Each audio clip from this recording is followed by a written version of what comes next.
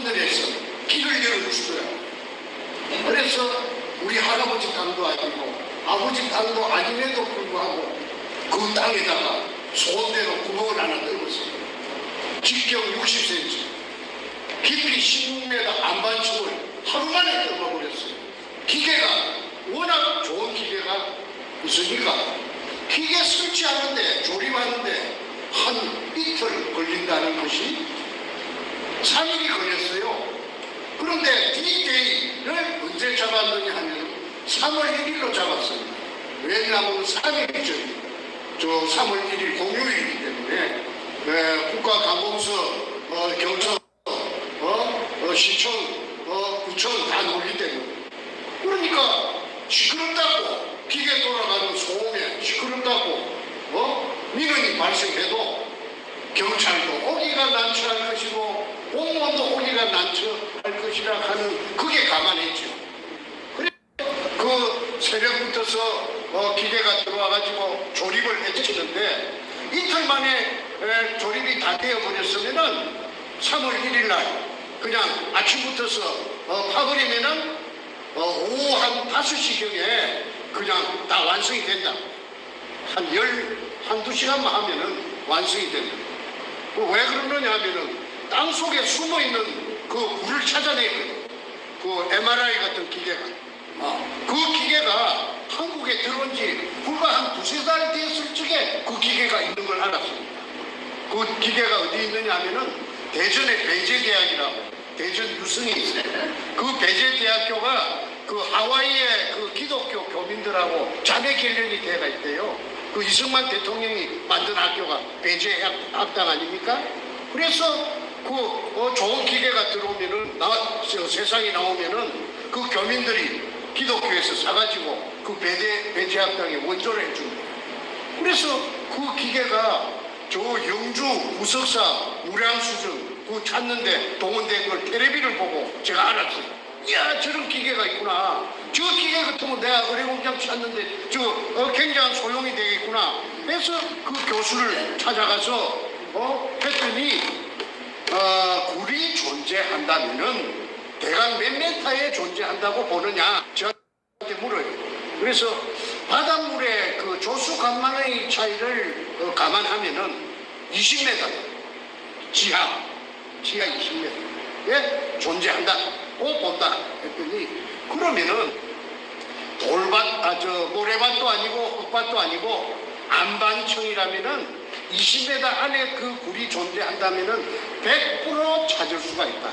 99.9가 아니고 100% 찾아줄 수가 있다. 그럼 비용은 얼마 주면 되느냐 했더니 300만 원을 우체국에 계좌를 적어주면서 자동 이체시키면은 입금이 되면은 자기가 자기 조수를 데리고 부산 현장에 가서 한번 답사를 하고 또 잡아가지고 기계가 오면은 한 2시간만 작업을 하면은 그 굴의 여부를 있다 없다 여부를 엑스처럼 MRI처럼 그 컴퓨터가 찾아낸다. 그러니까 컴퓨터가 찾아내니까 그거는 거짓말이 없다. 그래서 300만 원을 어렵게 구해가지고 그래가지고 줬더니 말하던 그대로 됐어요. 그런데 그 며칠 후에 서울의 충무로의 대한극장 앞에 만나자고 해서 갔더니 데이터를 주는데 컴퓨터가 찾은 데이터를 주는데 땅 속에 낯선 굴이 하나 잡힌 겁니다. 18m예요. 아니 18m가 아니고 16m예요. 모든 굴은 바닥을 기준으로 하는 것이 아니고 천장을 기준으로 합니다. 지상으로부터. 근데 16m 밑에 낯선 굴이 나타난 겁니다. 그러면 낯선 굴이라는 것은 뭘 의미하느냐 하면은 일본 의뢰공장이 한 가닥을 의미합니다. 저한테 있었어요. 제가 그 박정희 대통령 이발사에게 돈을 투자해가지고 계속 해나왔기 때문에 그 근처에 대해서 내가 알거든. 기본 상식이 완전히 습득대가 있으니까 이거 일본 의뢰공장이 맞다. 그 다음에 이제 그 구경을 떨어야 됩니다. 그래서 이제 그 땅 주인이 하늘에서 아까 저한테 기회를 준다고 했던 것처럼 97년도에 IMF가 왔어요. 그래가지고 이 이 재벌들의 군살빼기, 그걸 어려운 말로 말하면은 BIS, 자기 자본 비율 맞추는 겁니다. 은행에 빚을 갖고 군살빼기, 쓸데없는 재산을 빨리빨리 팔아라.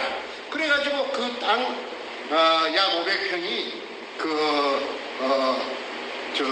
대한항공이 가지고 있다가 민간업자, 공업자, 보니까 건축 폐기물 처리업자, 그게 정확한 표현. 처리업자 두 놈에게 공동으로 평당 80만 원씩에 팔려버렸어요. 그래서 이제 그러면 그 다음부터 제가 불안합니다. 마음이 불안합니다. 왜냐하면은 이 민간업자들이 이 제가 알고 있는 학습이 된 정보를 조금이라도 캐치했다면은 자기 땅에 자기 파버리고 나는 10년 세월에 닭 쫓던 게 개꼴이 되지. 닭 쫓던 개꼴이 되지. 그래서 안절부절하고 있는데, 그러니까 만나가지고. 이제 부산 사람들은 의뢰공장의 어떤 전설처럼 어릴 때부터 의뢰공장하고 그 다음에 보물이 그 속에 있다는 말을 어릴 때부터 했어요. 다 듣고 자랐어요. 그래서 100% 부정하는 건 없습니다. 의뢰공장도 존재하고 있고 어딘가는 모르지만 그 다음에 그 속에 애놈들이 보물을 숨겨놨더라는 등 그런 말이 아주 민간에 팽배해 갖고 있습니다. 그런데 이제 아까 MRI 기계 같은 그 기계가 찾아놓은 내가 데이터가 있고 그 다음에 땅 위에다가 분필로 가지고 선을 딱 그어주니까 그게 뚫으면 된다. 그럼 이제 업자가 있어야 됩니다. 그래서 돈이 있으면은 일사천리로 그냥 착착착착 다 되지만은 돈 좀 있는 거 걸쳐갖고 그 장만해놓은 돈 벌써 다 고갈돼 버리고 빈손이지. 그러니까 그 군영은 죽어도 뚫어야 됩니다. 비가 와도 뚫어야 되고 눈이 와도 뚫어야 됩니다. 그래서 어떻게 해가지고 연결해가지고 송파구 방이동에 수산중공업이라고 그 큰 회사가 있습니다. 거기 6천억의 부도가 났어요. 6천억 부도가 났어요. 그러니까 회장이 이제 죽기가 됐는데 그 다음에 6천억 부도 내고 지 재산 전부 다 빼앗기고 그 다음에 백무소 가야 돼. 6천억 빼문 죄로 부도낸 죄를 살로 가야 되는데 그러니까 자기 친구가 내한테 중앙일보 기자가 하나 있는데 내한테 힌트를 주기로 저 사람 같으면 할 수 있다. 내가 가르쳐 주더란 말은 하지 말아라. 그러면서 2판, 4판, 공사판이다. 이래도 죽고 저래도 죽는데 구멍 하나 뚫으면 못 뚫겠느냐. 그래서 접촉을 했더니 내 말을 갖다가 듣고는 그 매력이 있단 말이야. 그래서 구멍을 뚫게 된 것이. 돈 10원도 안 들이고 땅은 빌려놔.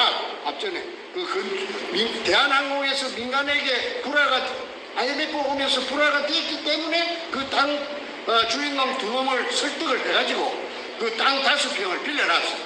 그 다음에 이제 구멍가 뚫으면 됩니다.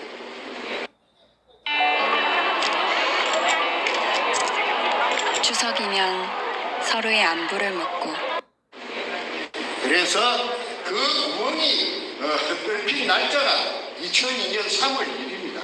3월 1일 날 새벽부터서 3월 1일 날 아까 말씀드린 3일째 날 뚫기를 한 것이 기계가 조립이 잘 안 돼가지고 하루 뒤에 딜레이 돼가지고 3월 2일 날 새벽부터서 기계가 막 웅웅 하고 돌아가니까 그 위에 비난민들이 살아요. 아주 영세민들이. 이 영세민들이 민원을 잡아여도 구청에서도 그래 나중에 나 때나 될게 구청에서도 오고 경찰에서도 오고 난리가 났어요. 그래도 기계를 갖다가 중단시킬 수는 없죠. 기계가 미리 딱 기계 기사들을 훈련을 시켜가지고 누가 그냥 뭐라 해도 그냥 아무 기계 끄지 말고 계속 돌리라. 모든 책임은 내가 다 짓구만. 그래가지고 그 사람들이 공무원들이 오면 영장 갖고 온나 구속을 시키려고 하면 구속을 시키고 배째라지 배째라. 그래가지고 오후 5시경에 아무도 예측 못하는 일이 일어났어요. 왜 그러냐면 땅속으로 기계가 이렇게 땅속을 헤비면서 깊이 들어갈수록 소리가 차츰차츰 좀 작아졌지. 그래갖고 막판에 16m 근처에 가서 딱 숨어있는 굴하고 연결이 되는 순간에 물 기둥이 지상으로 막 차고 올라갔는데 한 그러니까 16m 올라오고 또 지상에서부터 17m. 그러면은 합계 33m를 한 3시간 반 뿜었습니다. 자, 여러분 한번 생각해 보십시오. 직경 60cm요 길거리에 가면 맨홀 뚜껑, 한국에 길거리가 맨홀 뚜껑만한 그 구멍을 통해서 3시간 반을 물이 17m 높이로 뿜었다라는 사실은 한반도가 생기고 나서 한 번도 없었던 일이에요. 물론 뭐 수도관이 겨울철에 터져가지고 이 조그마한 물줄기가 솟는 거는 뭐 흔히 길거리를 지나다니다가 봤지만은 아니 직경 60cm 그에서 지상으로 17m를 16m 올라오고 또 17m를 해가지고 그 다음에 3시간 반을 그 물의 그 수압은 굉장했습니다. 예를 들어서 한 500kg짜리 소를 한 마리 얹어놔도 소도 공중으로 타고 올라갈 정도로 힘이 셌어요. 그럼 물이 뿜었다라는 사실은 수압이 있다는 것입니다. 수압은 뭐냐? 큰 공간 안에 물이 가득 채여 있다가 거기 작은 구멍이 하나 뚫히니까 아까 제가 뚫은 구멍입니다. 그러니까 수압을 견디지 못하고 쫙 올라가. 그거는 자연 물리 현상으로 거짓말이 없습니다. 그거는 그야말로 깨가 많은 인간들이 조작할 수 있는, 깨를 부릴 수 있는 그런 부분이 아닙니다. 거기 가장 의뢰 공장이 있다는 핵심적인, 의뢰 공장이 있다는 사실을 뒷받침해주는 핵심적인 증거 자료인데, 그것이 나는 사진 찍고 뭐 이런 것만 성격이 아니라서 그거 잘 못하는데, 배신자, 나를 따라 그 일을 단 둘이서 했는데, 김성태라는 그 삼천포 출신에 또 항소만한 새끼가 있어요. 김성태라고.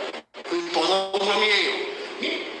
사진 찍는 게 취미라 항상 카메라를 막 잘 때도 갖고 자는가 몰라도 그걸 사진을 탁 찍어놨어요. 물이 뿜는 사진을. 그러니까 그때 그놈이 찍어놓은 사진이 제 손에 있습니다. 그 책에도 거기 다 들어있어요. 왜 그러냐면은 이제 이 배신이 일어나고 나서, 금이니까 배신이 일어납니다. 금이 아니었으면 배신 안 일어납니다. 돌이 나왔다 하면 배신 안 일어납니다. 돌이 나왔는데 와 배신이 일어나요? 먹을 것도 아닌데, 삶아 먹는 것도 아닌데. 금이 나오니까 저를 보고 독을 하자, 독을. 그때는 이미 독을단이 모여들었어요. 모여들어가지고 독을 하자, 독을. 왜 나라에 신고해서 세금을 왕창 뜯기 건데 줄 것이냐. 그러고 새파리, 똥파리, 온유월에 온갖 파리들이 날라들으면은 형님이 어떻게 그걸 감당하려고 하느냐. 그러니까 지도 새도 모르게, 그는 소를 잡아먹어도 모르는 데니까, 해만 지면 사람들이 인적이 끊어지는 곳이니까, 그러니까 우리한테 맡기 나가란 말이야.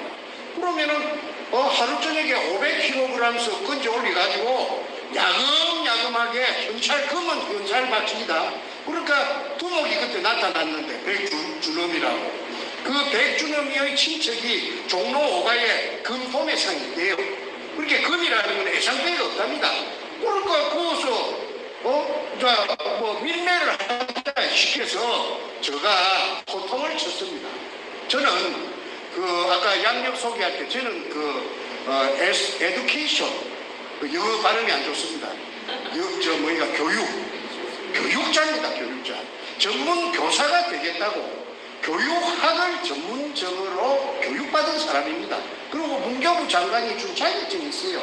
아무나 선생하는 게 아니에요. 그러면은 제가 도덕군자인 채 해서가 아니고, 우리 집안에 도둑놈이 없어요. 도둑질 아무나 하는 게 아닙니다.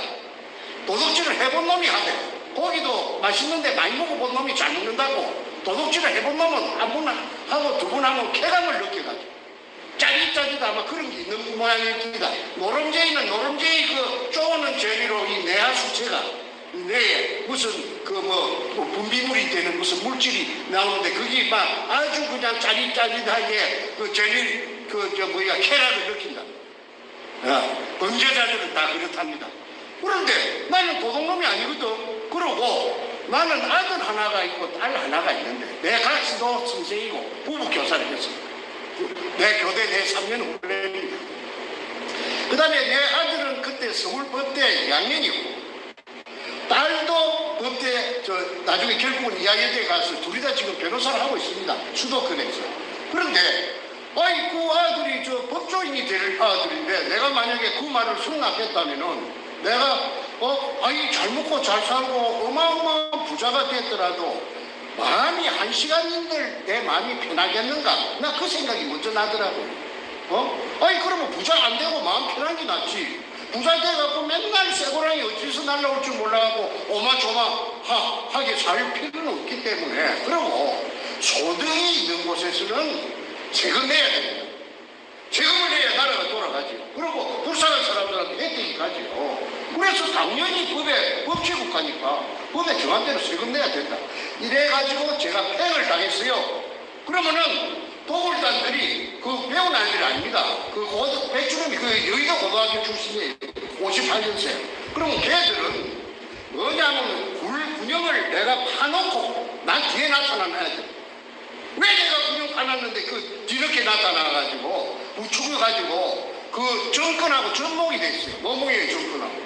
노무현이 정권하고 참여 정부하고 그래가지고 정권에 하수인이 누구냐 노무현이 직속 행동대장이 누구냐 문재인이가 그때 시민사회 수석하다가 나중에 민정수석이 됐죠.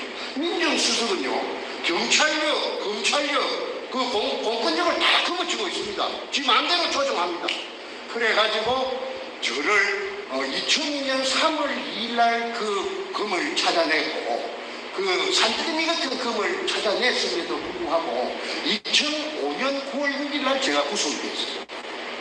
구속된 제목이 뭐냐면 사기꾼입니다. 사기죄입니다. 사기죄.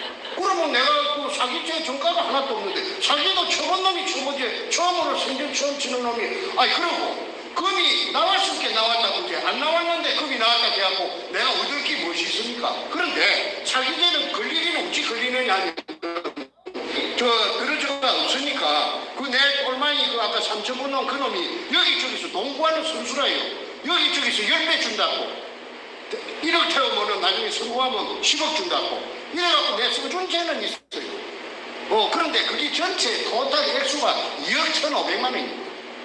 공소장이 공소장이 그러면 뻥튀기 죄가 있는데 그것만 따질 필요도 없이 2억 1,000 얼마를 가지고 제가 징역을 36개월 3년을 받았고 검사를 못 투자하고 송곳이 저만큼 검사 최상우에 필동에 있던데 내를 살인범 그런 사람으로 보지 마십시오. 죽여도 분이 안 풀리죠.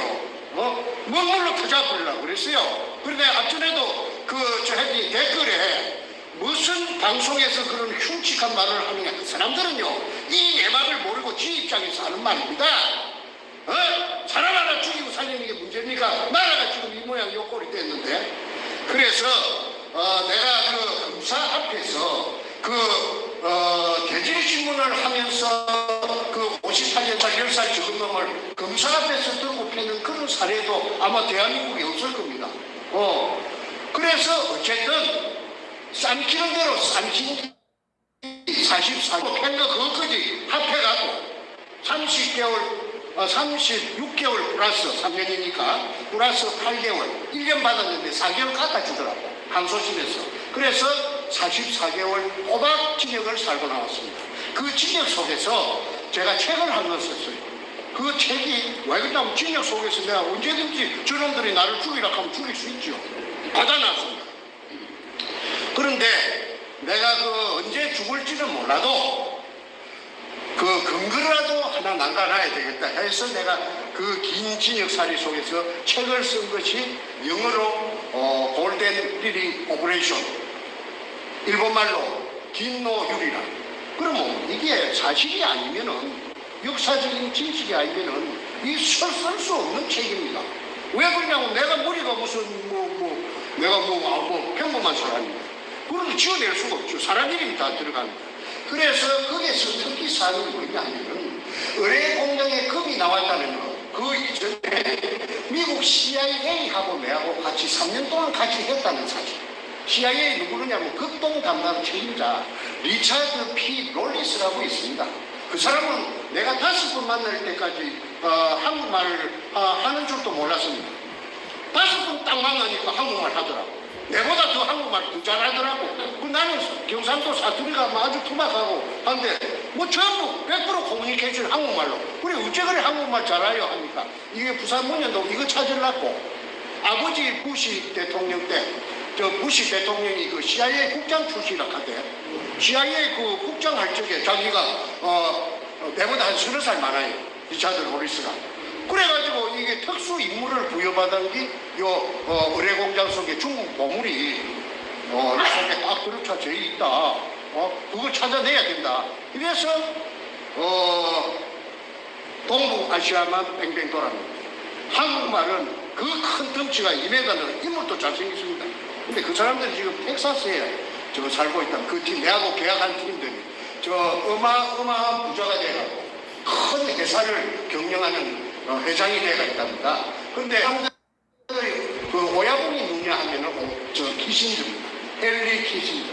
그거는 내가 헨리 키신저라고 하는 말을 내가 들었기 때문에 헨리 키신저라고 말하고 글로벌리스트인지 알루미나타인지 그 다음에 프리메이션인지 그때는 그런 개념이 나는 전혀 관심도 없고 나 뭐 생소하기 때문에 나 전혀 그거 모릅니다. 뒤에 알고 보니까 그렇더라고요. 그리고 미국 뉴욕의 그 무역센터 거기 터져요. 그런 일이 왜 일어납니까? 그래가지고 그걸 핑계로 해서 리차드 로리스가 내한테 1년간 딜레이 하자. 연기하는데 좀 동의해달라. 그래서 내가 끌려가나 50-50으로 갈랐으면은 당관했으니까 당신이 손 떼라. 내가 그런 배짱은 내가 비록 국민학교 선생님밖에 안 되지만은 내가 그런 걸로 단호합니다. 내가 그 아무리 그 덩치가 세고 힘이 있어도 내가 한 번도 항복해 본 적도 없고 빌부터 본 적도 없고 본 적도 내가 없는 사람입니다. 너무 이때 한 번도 고개 숙이 본 적이 없습니다. 국민학교 선생을 우리 부모가 제일 좋고 교육대학교 보내준 우리 부모가 보내줬지 뭐 누가 보내줬습니까? 자, 그래서 미국은 손을 뜨기 만들고 50이 미국 몫으로 가야 되는데 9.11 핑계로 해서 1년간 딜레이 해달라고 하는 것을 내가 계약을 갖다가 원천무효로 시키고 그 다음에 100%를 전부 다 한국에 찾아내면 한국에 전부 몫이 되도록 한 거 아닙니까? 그런 애국자가 어디 있습니까? 내 자아자찬하는 게 아니고 그게 만약에 사실이라고 하면 미국으로 50%가 가야 될 때 내가 못 가게 내가 배짱을 가지고 내가 튕가내버렸습니까? 내가 보증 20만 원도 없으면서도 내가 그런 배짱이 있어요. 그래서 내가 그런 과정이 있었기 때문에 그 다음 해인 2002년 3월 2일 날 그런 혼자 독자적으로 찾아낼 수 있는 그런 엄청난 개가를 벌이게 됩니다. 만세입니다. 그런데 이건 똑같이 있었던 것처럼 배신이 일어나고 도굴단들이 모여 들어가고 국가에서 또 허가 내놓은 것처럼 허가 받은 것처럼 그러니까 뭐 지혜법거이라고 하나 이미 도둑놈들이 설치고 땅 주인을 끌어들이고 난리굿을 칩니다. 이거 내가 멍청해갖고 이게 무슨 이런 일이 있는가? 청와대 그 당시에 청와대 여성 담당 비서관이 신낙균이라고 하는 민주당 최고위원 빛날 최고위원의 친자매가 아닌 신필구이라고 48년생인데 독일 박사랍니다. 젊은발이랍니다. 저 어릴 적에 소아마비 알아가지고 그 여자가 청와대 여성 담당 김대중 때 비서관을 했어요. 2002년 그 봄에 일입니다. 그 여자가 현장에 이 사진을 찍혔어요. 고사를 지내는데 돼지 대갈배를 놓고 저 수박을 잘라놓고 무당이 한 10명이 와서 큰 것을 했는데 그게 사진이 내 손에 들어왔죠. 그러니까 손에 들어온 이야기는 내가 조금 이따 요 다음에 요거 한 페이지 넣어놓고 할게요. 이래가지고 왜 그럼 그 여자를 칸보이 갖고 온 놈이 한 놈 있는데 그게 그 당시에 서울경찰청 차장 김기영이라는 선수예요. 큰 말똥 2개랍니다. 사복 양복 입고 왔는데 그러면 그러한 사실이 어떻게 내 귀에까지 들어왔느냐 하면 그 두목 백주는 그 몰려온 인부들을 비롯한 여러 국영군에게 저거는 청와대에서 내려온 저 여자는 신필규이라는 청와대 여성 담당 비서관이다. 김대중이 비서관이다. 그 다음에 그 남자는 한보해갖고 저 서울경찰청 차장 김아무개다 하고 막 떠들었어요. 그래 떠드는 거는 효과음을 보려고. 왜 그러냐면 나라에서 자기를 이게 범죄가 아니고 국가에서 자기를 보호해준다. 허가를 떳떳한 것이다. 정충재는 패행당했다. 이래갖고 선전을 하니까 내 행정관 누구지 찾아가 따라 붙었다. 도굴단에. 그거는 도굴단의 모든 서류가 2차에 걸쳐서 내 손에 나옵니다. 내부 문건이. 그래서 내가 거기에 보고 내가 알았죠. 아니, 깜짝 놀랄 일이죠. 내 행정관들은요, 그 앞에서는요, 행정관도 소용없어. 내가 그 집에 큰아들인데, 이 두 놈의 새끼가, 그렇지. 한 놈은 지금 진역 살고 있어요. 신각통 들고 들어갔던 놈이 그 넷째입니다. 지금 나이가 61살이거든요. 이야기를 앞전에 그 방송을 해피TV에서 여러 번 했기 때문에 세세한 그런 이야기를 안 하겠습니다. 어째서 노무현이나 천녀 정부가 청와대가 이게 상상도 못하니 금도굴단하고 접목이 되는가. 요게 오늘 초점을 맞춰갖고 제가 주어진 분량이 1시간인데 가능하면 1시간에 마치도록 제가 노력을 해보겠습니다.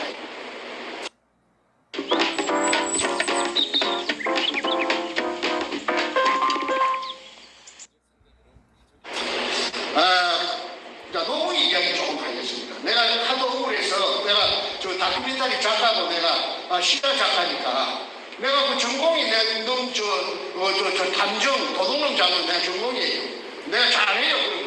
그래서 내가 추정을 했더니 전라도 장흥에 전라남도 장흥에 살던 노판숙이라는 사람이 있었는데 일본의 기안동보나 해방되고 지금 동네 전라도로 찾아왔어.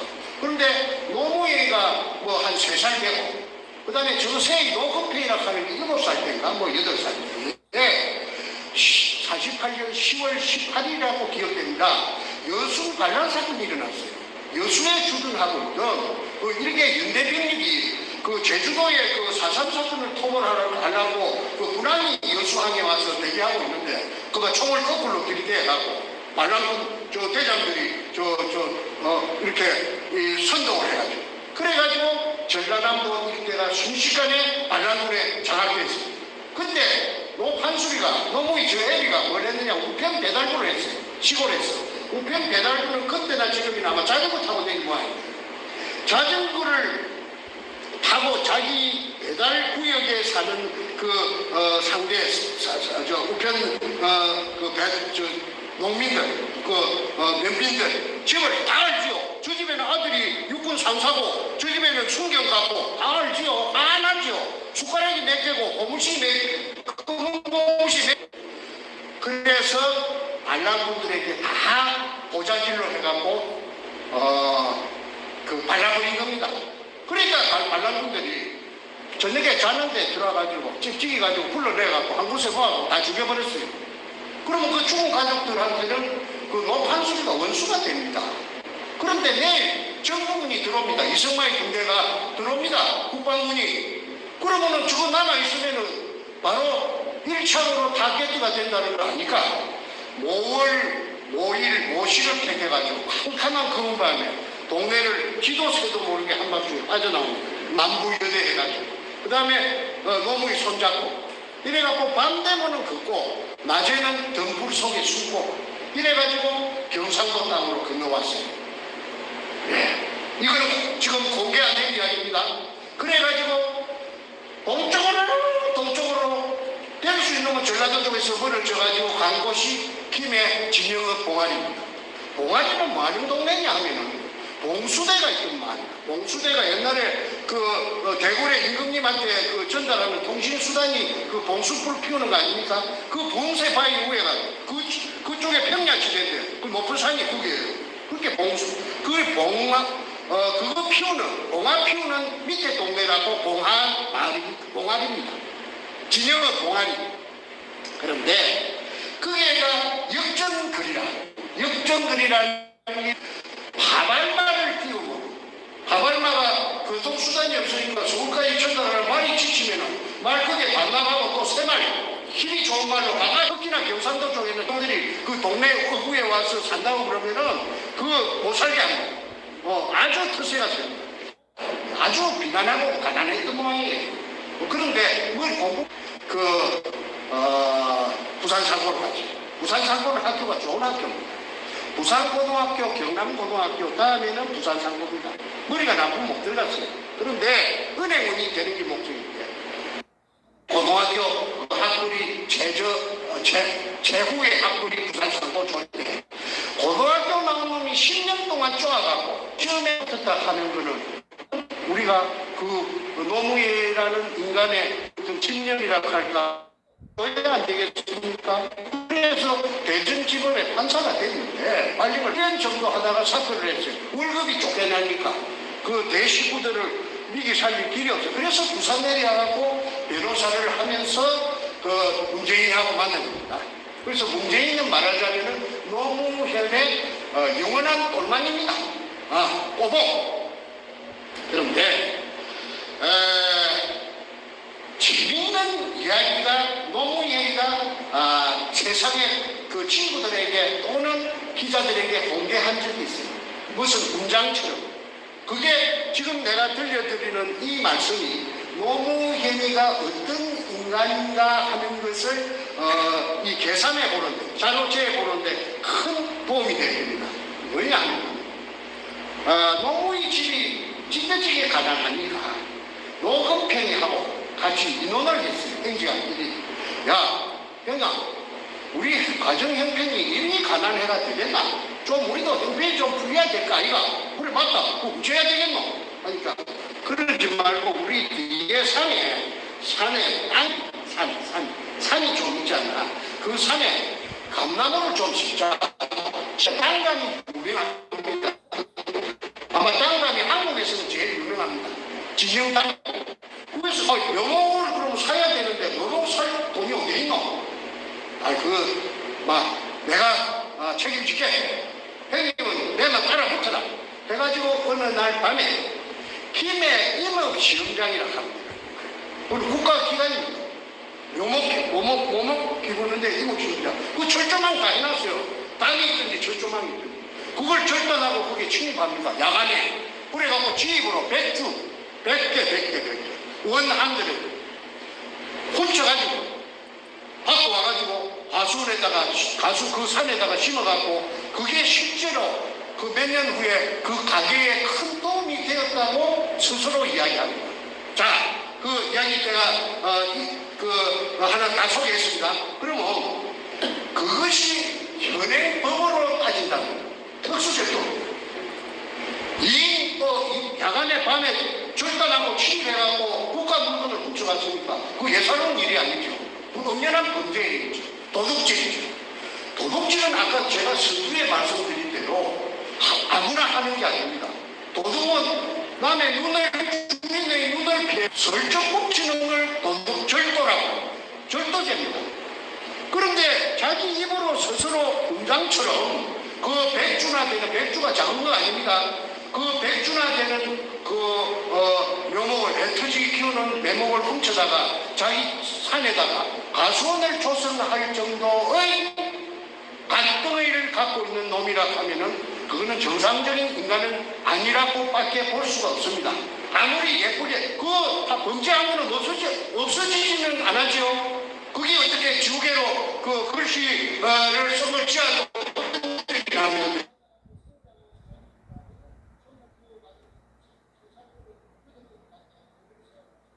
캐치를 했습니다. 그 인터넷에 지금 내 전화기 속에 있습니다. 그 작은 이야기가 뭘 의미하느냐면 노무현이라 하는 그 작자의 아이덴티티, 정체성을 나타낸다고 저는 여러분에게 소개를 드립니다. 이 방송이 지금 전 세계 나가는 거니까 내가 거짓말하면 안 되지요. 내가 책임질 만할 이야기하죠. 그런데 작은 뱃살 버릇이 여든까지 간다. 우리 한국에서 한국인의 피를 받아갖고 성장한 사람들이라면 전부 그 말을 세살 버릇 여든까지 간다는 거 모르는 사람은 없을 테고 하늘 도둑이 소도둑 된다. 그 틀림없죠. 올라가지고 기라봤지만도 도둑놈들하고 지도 너 커서 큰 도둑놈 조세영이 같은 거 그런 거 돼. 그런 부모는 아마 저는 없을 것이라고 봅니다. 그런데 도덕은 타고납니다. 그래서 그 새끼가 도둑놈이 그 판사가 되고 또 변호사가 돼갖고 내가 다큐멘터리 작가로서 실화 작가로서 내가 스스로 찾아내가지고 그 정보를 찾아내갖고 발로 갖고 뛰댕기면서 동쪽 서쪽 남쪽으로 뛰댕기면서 박정희 대통령 이발사를 만나.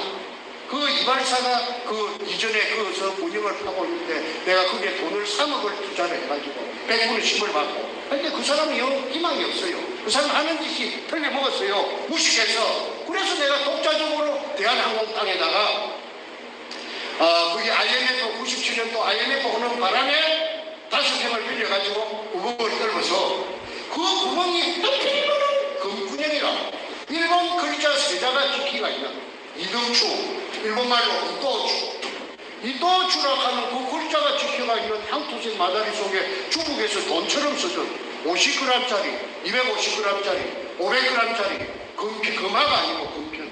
금편이 잠수함 26척에 실려가지고 잠수함 26척에 실려갖고 1차 왔다는 말을 내 리차드 로리스한테 들었습니다. 미국 CIA가 장난하는 데 아닙니다. 세계에서 최고의 정보망을 갖고 있고 그 사람들은 내가 한 3년 겪어보니까 그 사람들은 의료만 사람들이 아니라 빈틈이 깨미 구녕만큼도 빈틈이 없는 사람들이에요. 아주 친밀해. 사람 말을 믿고 그래 믿어줄게 그거 아닙니다. 자기네들이 전부 그 말을 또 검증을 해요. 이 말이 틀리는 말인가 맞는 말인가를 샅샅이 검증하는 것이 미국이라고 하는 걸 내가 그때 세상에서 처음 겪어본 그 미국 CIA를 통해서 그래서 CIA를 내가 팀간해버렸어요. 그래서 했는데 그 다음 도둑놈이 나타난 것이 한국의 대통령이 도둑놈이 돼가지고 그놈이 쉽게 말해서 이인규라는 대검 중수부장한테 붙들려 갔다가 와서 돌통이나 30분이니까 꼬롱이 나는 게 시간 문제니까 그날 저녁에 그만 저거 똘마이 문재인이가 그만 없애버리고 그걸 일컬어서 도마뱀 꼬리 자르기 일하기라고 제가 진작에 붙어서 책에 썼습니다. 아까 김노유리 골든리리 코퍼레이션 내가 그거 썼습니다. 문재인이 하고 너무 이름을 바로 받았습니다. 그래서 문재인한테 그 책을 전달해 줬습니다. 내가 직접 준 게 아니라 직접 전달해 줄 수 있는 사람에게 줘갖고 전달됐다는 걸 확인했습니다. 그런데 그 외에도 내가 쓴 글을 무시무시한 글을 전달해도 저놈은 대응하지 않습니다. 나에게 대응하라. 우통 벗고 좀 나서줘라. 나를 좀 잡아 이어주라. 하는 그런 판을 크게 벌리라고. 오프닝 장에서 무대에서 이렇게 홀링한 겁니다. 올라와. 이 국민들을 보는 데서 니캉 한번 맞짱을 한번 뜨자. 내가 할 수 있는 건 그거밖에 없습니다. 절대 의해주지 않게. 노코멘트를 하고 뒷구녕에서 뭐라 하느냐 하면은 가짜뉴스. 여러분 우리 양산집에 금이 200톤 숨겨져 있답니다. 그거 정말이면 참 좋겠죠. 젊은이들 일자리를 만들 수 있을 테니까요. 이런 식으로 영춘스럽게 말을 돌려가지고 눈도 꼼짝 안 하고 그냥 거짓말로 쳐발라가지고 그래서 우리 대한민국 국민들은 순진해서 그런 거지. 그 말을 또 꼬집더라요. 그런데 오직해야 제 아버지도 같고 어머니도 같은 제 행제가 있어요. 형님한테도 못 오고 이것도 아니고 그쪽에서 또 팽이가 있어요. 돈만 조금 보고 돈 맛을 조금은 봤답니다. 했는데 오직해야 저 세상에 알리려고 신화통을 받고 문재인의 그 사상 지역구 사무실에 들어가서 인직을 번역했습니다. 그거는 도로로 난 그 유리창을 깨고 준비해갖고 가면 그 브레이크카드를 세로로 붙였는데 그게 인터넷에 나옵니다. 지금도 나옵니다. 문현동 금도구의 종착지 문재인을 즉각 구속 수사하라. 나옵니다. 전국에 오전 10시부터서 밤 12시까지 계속 모든 방송이 전부 이것만 했습니다. 그래서 모르는 사람이 없는데, 에이, 저런 게 어디 있어. 저 문재인이가 그러잖아. 가짜뉴스라고 정신병자인가 봐. 그래서 형님도 정신병자가 되고, 또 넷째, 우리 집에 정승재, 넷째도 정신병자입니다. 정신병자는 그냥 뭐라 그래요? 그런데 미안하지만은 나는 우리 집안에 정신병자가 있다는 말 들어본 적도 없고, 제가 우리 마누라가 초등학교, 일산의 어떤 초등학교 교사로서 정년퇴직을 했는데, 그 공무원 의료공단이 있습니다. 마두역 근처에. 마두역에 가깝습니다. 그거 내가 쫓아가서, 높은 사람 좀 보자. 만나자. 면담 좀 하자. 그렇게 왜 그러십니까? 아니, 우리 딸이 혼사를 해갖고, 이거갖고, 지금 내일 모레 그 결혼식을 올릴 텐데, 어떤 이 결혼에 앙심을 품은 어떤 사람이, 신랑 아버지한테, 신부의 아버지가 정신병자라고 고치다리를 쳐가지고, 이 혼사가 계절이 지금 위기에 처했는데, 위기에 봉착했는데, 아니, 나는 정신병원에 한 번도 간 적이 없기 때문에, 내가, 병원 약국 댕긴 거 전부 다, 이 공단이 생긴 것부터서 전부 다 좀 떼줄 수 없죠? 없어. 그러니까, 내 말을 들어보더니, 자기도 자식 키우는데, 아니, 자식이 그렇다면 그거 못 떼줄 이유가 있습니까? 안 떼주는 게 보통인데, 내가 특별히 떼드리겠습니다. 그래서 내가 땡기 112년 동안에 148군데 땡기더라고. 병원, 의원, 약국. 약국에도 다 의료보험 카드가 됩니다. 그게 정신병에 관련된 약이라든지 병원에 치료받은 게 한 번도 없습니다. 그거이 뭘 말하느냐면 정신병자가 아니라 하는 걸 말해줍니다. 그렇지 않습니까? 정신병자가 이렇게 미국 LA까지 와가고 요 마이크 들고 여러분들을 갖다가 전부 앞에서 연설을 할 수가 있습니까? 제가 정신병자같이 생겼습니까? 그런데 문재인은 저를 정신병자라고 그렇게 매도했고, 내 동생 정승재도 가정도 있고 자식도 다 있죠. 그 젊을 때 권투 선수입니다. 서울에서. 내가 권투를 내가 시켰지. 그것도 정신병자. 그래서 저놈이 그랬는데 내가 억울해서 이거 저녁에 자다가 하면서 일어나면 멍청해하고 잠을 못 잡니다. 그 이야기를 어떻게 전부 전달할 수가 있겠습니까? 자나 깨나 앉으나 서나 제 오직 하나의, 내가 올해 나이가 지금 한국 나이로 71살이고 내가 사실은 48년생입니다. 호적에 49년대. 아니, 그런데 나는 이것밖에 없습니다. 왜? 이걸 부자가 되고 안 되고, 부자가 되고 안 되고 문제가 아니고, 이게 식구들 다 죽여요. 언젠가는 다 죽여요. 그래서 내가 이거 어차피 죽을 목숨이라 하면은 결사적으로 우통 벗고 안돼. 내 혼자서는 못 났습니다. 왜? 힐러가 붙어갖고 내가 중국까지 도망가서 중국에 한 18개월 정도 방랑자로 돌아다녔던 적도 있어요. 그것까지 중국까지 검돈이 온 것도 두 군데서 확인했습니다. 또 인터넷에 다 띄었기 때문에 오늘은요 생략합니다. 시간 관계상. 김일성이라 하는 저하고 나이 차이가 나는 이분을 태극기 집회에서 우연히 소문을 듣고 미국 교민입니다. 대단히 감이 커서 문재인을 보고 막 셔리 포문을 열고 막 되나 안 되나 막 셔리 퍼붓는다고 그래요. 그래서 도대체 그러면 간띵미가 배 밖에 나왔는가 보다 한번 가보자 해서 들어보니까 가장 참더라고. 그래서 내가 이 사람을 콜링을 했어요. 콜링 만나자고.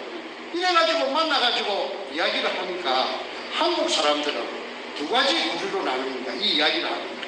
아이고, 저는 무서워서 안 할래. 떠가야죠. 그 자료를 좀 주세요. 그러고 난 뒤로 전문가들을 내한테 붙이더라고. 지질학자, 지질학에 대해서 이태리가 또 좀 말개나 하는 것 같아요. 이태리에서 박사학위 받은 사람을 내한테 붙여갖고 나를 검증을 하고, 또 무슨 전문가를 붙이고 무슨 전문가를 6달 걸렸습니다. 6달. 작년 12월부터 금년 5월 말까지. 그래가지고 나는 이제 김이 새해가지고 아니 입이 빠져붙는 것 같다. 저 사람 이제 이거 뭐 큰 소리만 치더니 헛방이 같다. 자꾸 또 보차에 새끼들 그렇지 보채는 것 같지. 아니 어떻게 될 거야? 할 거야 안 할 거야? 할 수도 없고. 숨이 막힐 지경인데 이거 도망갈라 해야 도망갈 데도 없고. 아니 내가 죄지은 게 뭐 있나요? 금 찾아낸 죄밖에 없습니다. 나는 구멍 뚫은 죄밖에 없습니다. 남들이 못하는 걸 내가 했습니다. 한국 사람들이 그 땅 위에 얼마든지 많이 지나다니는데 한 번도 못하는 걸 한국 사람 5천만이라고 치고 5천만 중에서 내 혼자가 내가 우리 할아버지 땅도 아니고 아버지 땅도 아닌데다가 60cm 지하 16m 운영을 해가지고 찾아냈습니다. 그럼 개국에서 잠깐만요.